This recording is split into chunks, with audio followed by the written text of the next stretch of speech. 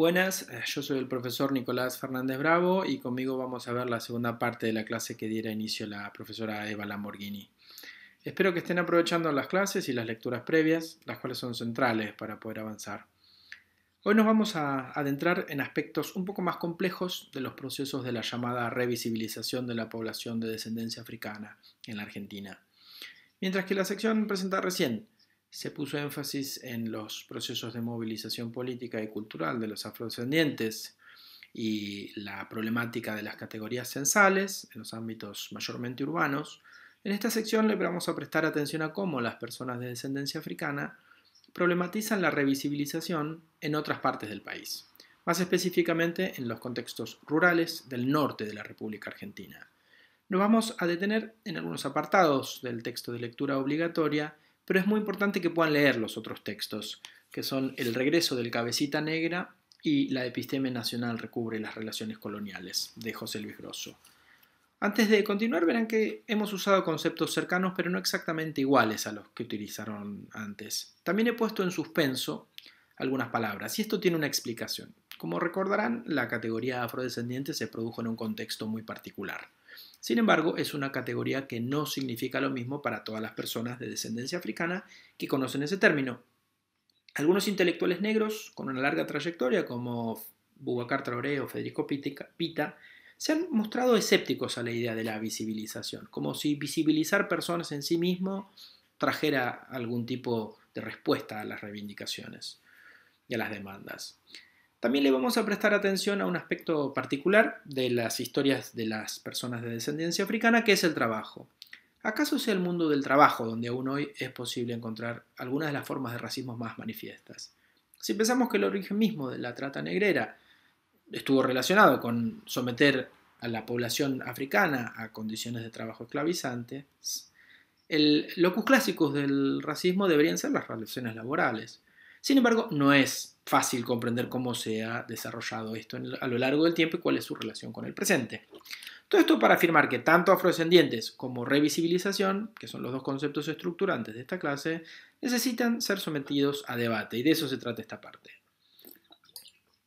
La revisibilización en el llamado interior de la Argentina, esto es, en las distintas provincias que no conforman el centro político de la nación, ha tenido características bastante distintas de las que vieron con la profesora Lamborghini.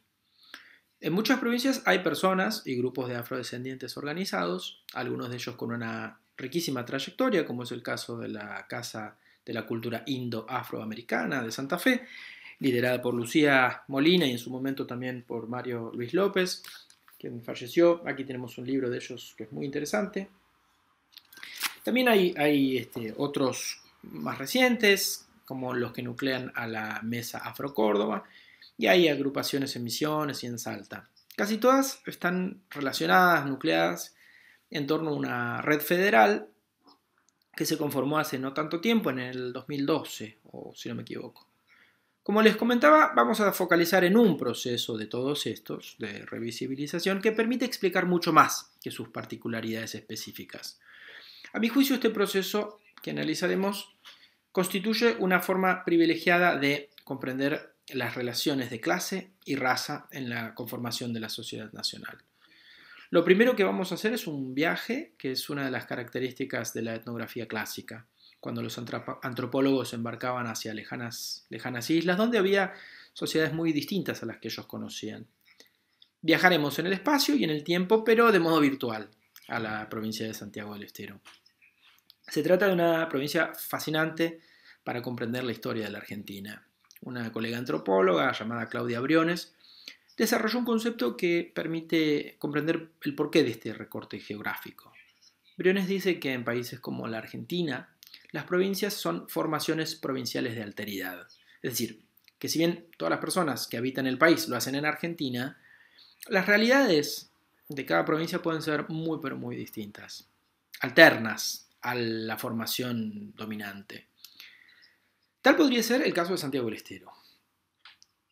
Según los censos coloniales, en particular uno del año 1778, la población de la provincia tenía entre un 50 y un 70% de población no blanca, es decir, indios, negros, zambos y mulatos. En algunas localidades, la población clasificada como negra superaba el 70%. Se podrán dar cuenta que, si aún en la actualidad la cuantificación censal de afrodescendientes genera tantas controversias, en aquel entonces mucho más. Sin embargo, lo que me parece importante resaltar aquí es que a lo largo de su historia, la provincia de Santiago del Estero no recibió las mismas cantidades de inmigración como en otras regiones del país. De modo tal que los descendientes de todas las personas censadas como indios, negros, ambos y mulatos forman parte de la población actual. Los procesos de mestizaje, migración, cambios transcurridos a lo largo de más de 250 años, por supuesto han hecho que en la actualidad no haya comunidades diferenciadas, como tampoco las había en la época de la colonia, pese a la voluntad de la administración colonial para mantener a esas poblaciones segregadas, como era el caso de los pueblos de indios. Y aquí tenemos que hacernos una pregunta respecto de qué imaginamos cuando nos imaginamos esa Argentina blanca y europea. Ciertamente esa idea tiene mucho más sentido en Buenos Aires o en Rosario que en Santiago del Estero o en Salta. Más aún, tiene sentido en algunos barrios de la ciudad de Santiago del Estero, pero un poco menos en algunos barrios de las afueras de Buenos Aires, como el barrio de La Matanza que han estudiado previamente. ¿Acaso mucho menos en los parajes rurales, donde en la actualidad algunas familias afrodescendientes viven, luchan e imaginan una vida mejor?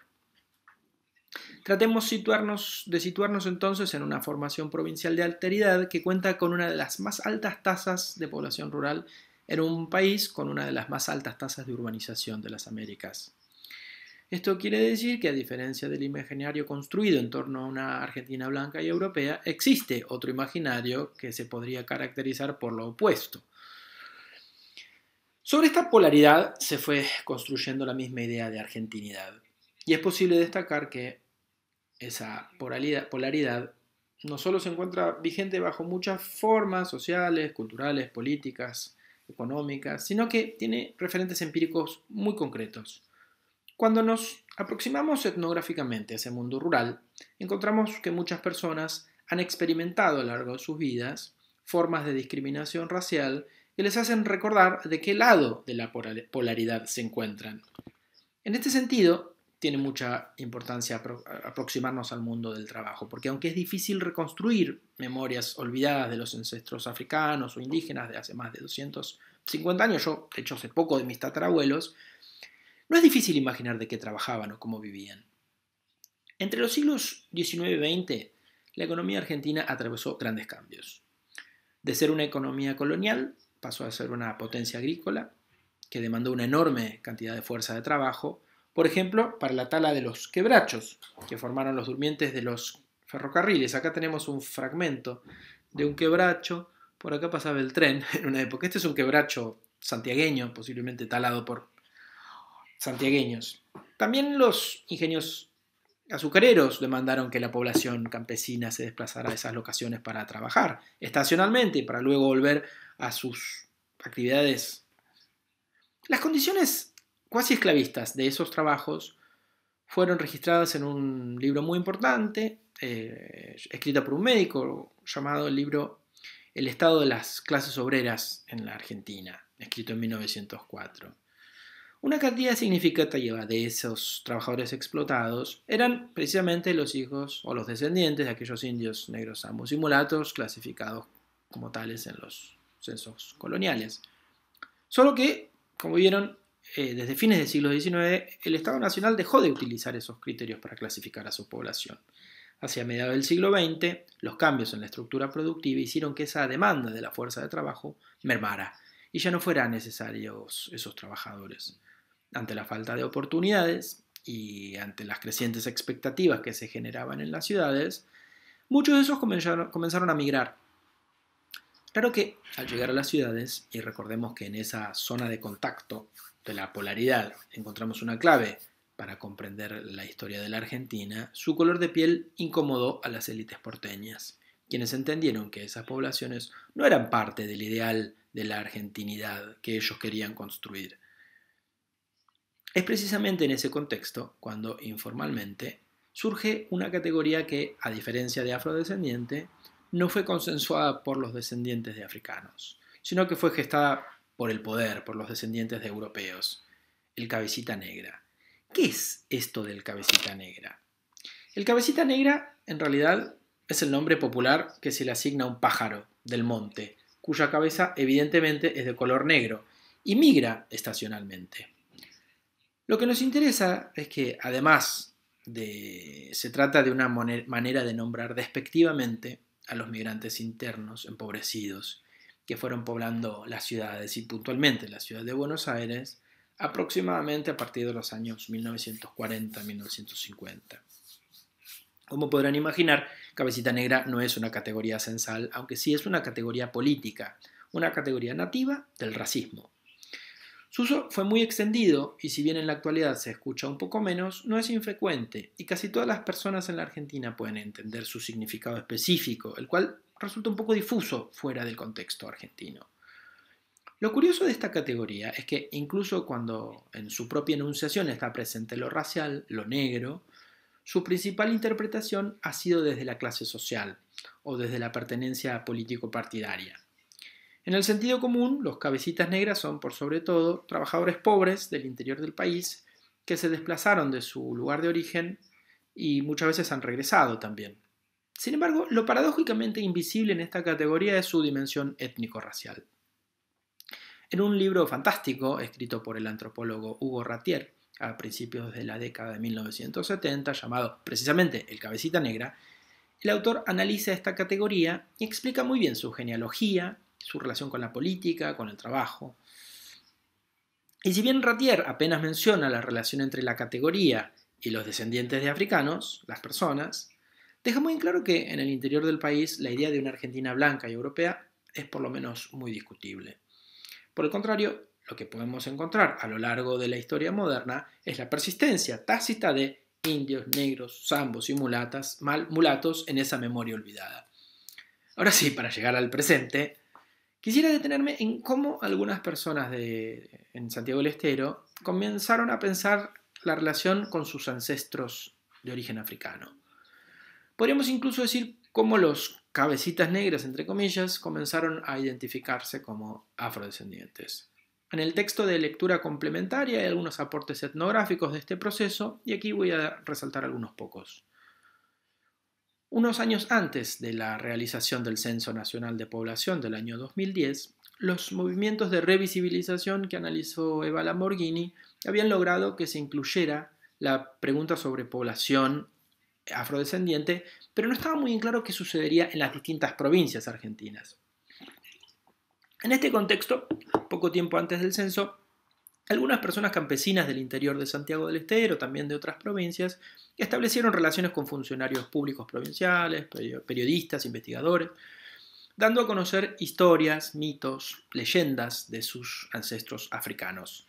Esto llamó la atención, al punto que se empezó a hablar de un pueblo en Santiago del Estero, donde todos eran negros. La fuerza que cobró esta idea permitió que algunas familias campesinas de la zona se formularan preguntas sobre sus rasgos físicos, sobre sus ancestros, y comenzaron a participar de actividades públicas, también empezaron a interactuar con los movimientos de afrodescendientes en Buenos Aires, buscando formas de revisibilizar su existencia. Los resultados del censo no fueron los esperados, pero permitieron colocar en el mapa a los santiagueños afro, para desde allí formular demandas.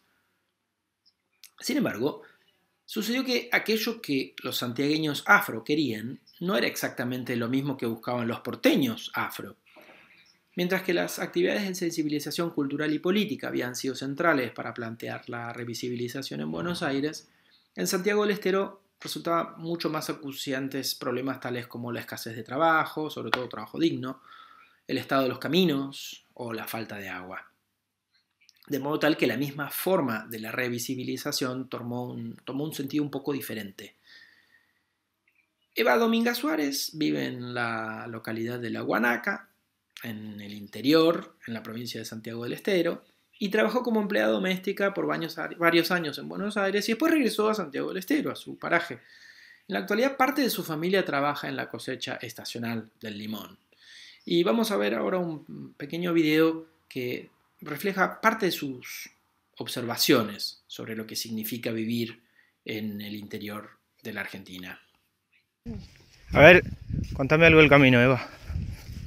Y eso, cuando yo vine figuraba todo enripiado. Sí. Todo enripiado. Y bueno, cuando yo fui a reclamar en Santiago, en Vialidad, vinieron a verificar y está así. Y bueno, dijeron que había un proyecto, que lo iban a hacer, que está ahí el expediente dando vuelta, no sé. No te digo el número de expediente porque no me lo acuerdo.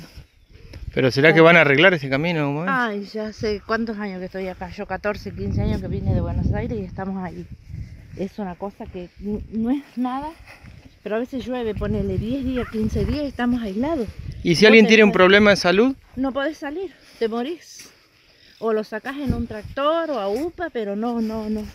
Es impresionante esto, es algo muy triste. Porque un día se enfermó mi nuera que estaba embarazada y pasamos todo este trayecto que vos estás viendo con el auto así, que se nos ponía el través. Le clamábamos a Dios poder llegar al hospital. Cuando vinimos nos tuvimos que dejar en la isla y venir caminando por medio de este barro para poder salir al médico. Es horrible lo que pasamos. Por eso queremos una solución, aunque sea, no te digo todo el trayecto Bobadal, Guanaca y Guanaca Isla, o sea, Guanaca Isla o Bobadal Isla, como para que vos digas tengo en qué salir. ¿Cómo les ha ido en el viaje con Eva Dominga por el mundo rural de Santiago del Estero? Sus planteos son muy claros sobre el estado del camino y otros temas. Y no es casual que sea una mujer afrodescendiente quien los formula. En Santiago del Estero no hay una comunidad rural donde son todos afrodescendientes, sino que hay una constelación de parajes, personas, familias dispersas a lo largo de toda la provincia, pero también en las ciudades han migrado, en el norte del país han venido a Buenos Aires, han ido a otros países también. Se trata de pocas personas, efectivamente, aunque no son tan pocos si pensamos en el conjunto de los descendientes de indios, negros, zambos y mulatos, cuya fuerza de trabajo aún hoy permite levantar las cosechas. Este tipo de trabajos mal pagos, en condiciones de informalidad, pero también el trabajo doméstico, el trabajo en la construcción, suelen ser los que ocupan los cabecitas negras. Los estudiosos del mundo del trabajo denominan a esto la segmentación étnico-racial del mercado laboral.